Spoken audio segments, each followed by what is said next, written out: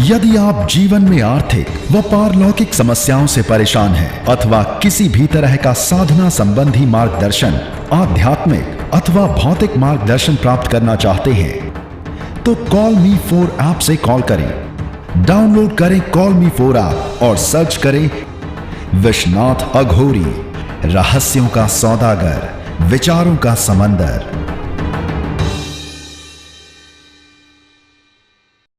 आदेश जय श्री महाकाल। पितृपक्ष एक विशेष समय, जिस समय आप अपने पितरों को याद करते हैं, वो कार्य करते हैं जिससे कि आपके जो पितृ हैं वो प्रसन्न हों और उनकी कृपा आपको प्राप्त होती रहे। इसमें बहुत सारे लोग ऐसे होंगे जो शायद ये न जानते हों कि पितृ कौन होते हैं। बहुत सारे लोग ऐसे होंगे जो जानते हैं। तो जो नहीं जानते हैं उनके लिए हम बता दें कि पितृ वो होते हैं जो आपके पूर्वज देह त्याग देते हैं और देह त्यागने के बाद एक विशेष श्रेणी में चले जाते हैं। वो विशेष श्रेणी जो शरीर के अंत के बाद भी अपने परिवार को नहीं छोड़ता है। वो विशेष श्रेणी जिस श्रेणी के अंदर रहते हुए वो अपने परिवार का ही एक हिस्सा होते हैं। बस उनके पास देह नहीं होती है, लेकिन अदृश्य के माध्यम से वो सदैव वो सारी कार्य करते रहते हैं जिससे कि उनके जो बच्चे हैं, उनकी जो पीढ़ी है वो प्रसन्न रहे। इस श्रेणी को ही पितृ कहा जाता है। एक और बात है, पितृ सभी नहीं होते हैं। जो विशेष ममत्व रखते हैं, विशेष प्रेम रखते हैं अपने कुल, अपने परिवार के प्रति, या मोह करते हैं, वो पितृ श्रेणी में चले जाते हैं। पितृ श्रेणी वो अवस्था होती है जहां पर आत्मा एक विशुद्ध अवस्था की स्थिति को दर्शाती है और वहां पर वो क्रोध, तृष्णा, वासना, विकार, इन सब से मुक्त होके एक केवल निश्चल प्रेम के तहत अपने परिवार की अवस्था से जुड़ने के लिए उस विशेष श्रेणी में बनी रहती है और इसी विशेष श्रेणी को पितृ कहा जाता है। कई बार ऐसा भी होता है कि जैसे कोई पितृ है, उदाहरण के तौर पे हम आपको समझा रहे हैं, आपके दादाजी के दादाजी पितृ श्रेणी में चले गए, लेकिन अब वो चाहते हैं कि उन्हें 30 वर्ष हो गए हैं पितृ श्रेणी में, अब वो चाह रहे हैं कि मुझे जन्म लेना चाहिए, तो वो अपनी पितृ श्रेणी छोड़ के कहीं और पैदा हो जाएंगे। इस तरीके से एक क्रम चलता रहता है। पितृ श्रेणी एक समूह है, वो समूह जो आपके परिवार के पूर्वजों का एक एकत्रीकरण है। वो एकत्रीकरण जो श्वेत वर्ण प्रकाश निर्माण करता है और आपके ऊपर सदैव कृपा बनाए रखता है। कहा जाता है कि कई साधनाओं की सफलता के पीछे पितरों का विशेष महत्व होता है। जिस व्यक्ति के ऊपर उसके पितरों का विशेष आशीर्वाद होता है वो व्यक्ति अध्यात्म जगत में अग्रसर होता है, लेकिन एक दौर के बाद फिर उसे शक्तियाँ मार्गदर्शन देने लगती हैं और फिर वो शक्तियों की मदद से आगे बढ़ने लगता है। तो ये पितरों का महत्व हो गया।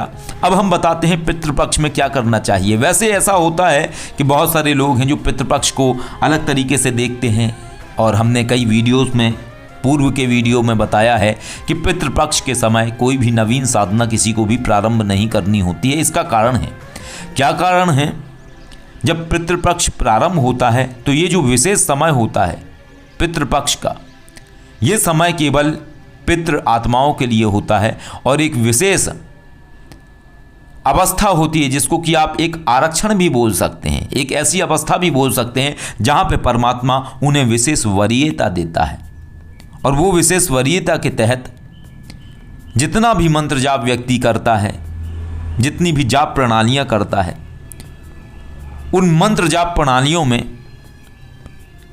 काफी जाप का हिस्सा पितरों को समर्पित हो जाता है। कई बार ऐसा भी होता है कि अन्य लोगों के पितरों को भी वो समर्पित हो जाता है। तो ये विशेष समय होता है जिस समय पितृ श्रेणी की जीवात्माएं, अर्थात कि पितृ श्रेणी में रहने वाली आत्माएं, विशुद्ध अवस्था को समझने वाली आत्माएं पोषित होती हैं और पोषित होते हुए अपनी श्वेत वर्ण ऊर्जा को बढ़ाती हैं और वो कृपा करती हैं। ऐसा ही नहीं है केवल पितृ श्रेणी की जो जीवात्माएं हैं वो अपने परिवार पर ही कृपा करती हैं। ये जीवात्माएं वो होती हैं जो कहीं पर भी कभी भी किसी भी व्यक्ति की मदद करती हैं अप्रत्यक्ष रूप से, क्योंकि आत्मा के पास शरीर नहीं है तो वो केवल अप्रत्यक्ष रूप से ही मदद कर सकती है।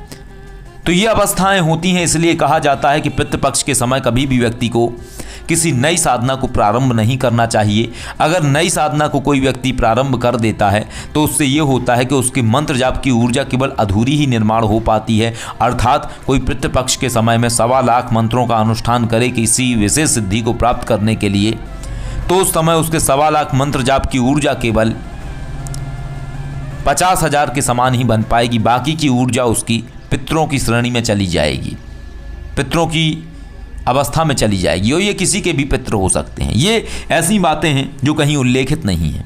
ये विशेष अध्ययन, वो अध्ययन जो व्यक्ति अपने अंतरात्मा के माध्यम से आंतरिकता में प्रवेश करके सूक्ष्म जगत को देख के समझ के प्राप्त कर पाता है, वो बातें हम आपको बता रहे हैं। तो इस तरीके की अवस्थाएं होती हैं जो व्यक्ति को समझनी चाहिए, जाननी चाहिए, और इन अवस्थाओं के चलते व्यक्ति बहुत गहराई से इन चीज़ों को समझ सकता है, जान सकता है। ये तो बहुत सारे लोगों ने बहुत सारे प्रयोग दिए होते हैं पितृपक्ष के समय क्या करना चाहिए। हमने भी कई वीडियोस दिए हुए हैं पुराने। इस वीडियो के डिस्क्रिप्शन में भी हम लिंक डाल देंगे उन पुराने वीडियोस के, जिनमें कि हमने पितरों से संबंधित उपाय दिए हैं, पितरों के लिए करी जाने वाली क्रियाएं दी हैं, जो कि आप पितृपक्ष में कर सकते हैं। तो आप वो वीडियो देख के भी कार्य कर सकते हैं और लाभ ले सकते हैं। इसके अलावा एक सहज उपाय हम आपको बता देते हैं कि पितृपक्ष के समय एक बिल्कुल सहज उपाय है। आप अपने पितरों के लिए गायत्री मंत्र का जाप करिए। गायत्री मंत्र को ब्रह्म ज्ञान से जोड़ा जाता है, ब्रह्म ऊर्जा से जोड़ा जाता है, और जो पितृ श्रेणी की जीवात्माएं हैं, पितृ श्रेणी में निवास करने वाली जीवात्माएं हैं, वो श्वेत वर्ण होती हैं, और इसी श्वेत वर्ण के चलते ब्रह्म गायत्री उनके लिए सबसे उपयुक्त होता है। और जब ब्रह्म गायत्री का जाप करके पितरों के लिए समर्पित किया जाता है तो उसके बाद वो जीवात्माओं की, अर्थात की पितृ आत्माओं की ऊर्जा प्रबल होती है, और जब ऊर्जा प्रबल होती है तो वो और कृपा प्रदान करते हैं अपने परिवार के सदस्यों को, अपनी पीढ़ी के सदस्यों को।